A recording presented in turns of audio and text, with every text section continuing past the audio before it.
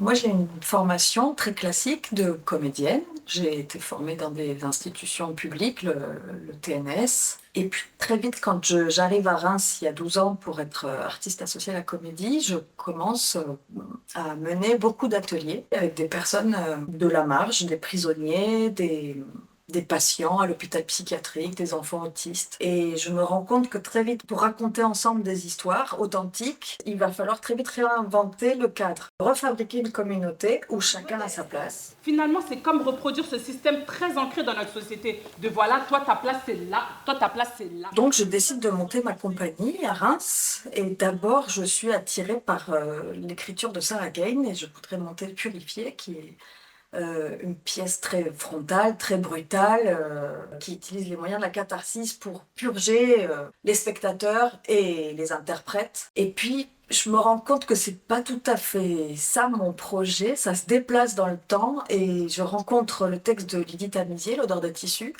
qui, qui, qui n'est pas tellement sur la question de la catharsis, mais plutôt de la consolation.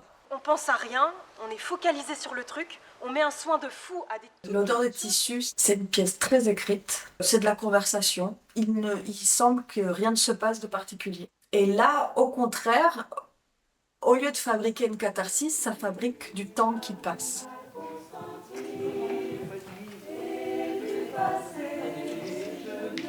Ça pose la question, est-ce qu'on peut vivre ensemble? Est-ce qu'on peut se supporter? Est-ce qu'on peut, dans le temps, euh, euh, faire un groupe qui tient le coup, où chacun peut avoir sa place? La pièce, elle ne répond pas à la question, elle la pose comme un mystère. Et des fois, c'est très drôle parce qu'on voit bien que c'est très difficile et que on n'y arrive pas.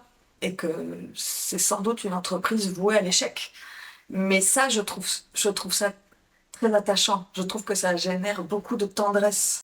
Parce que même si on n'y arrive pas, le fait de continuer de tenter l'expérience, le fait de tenir cet effort, ça finit par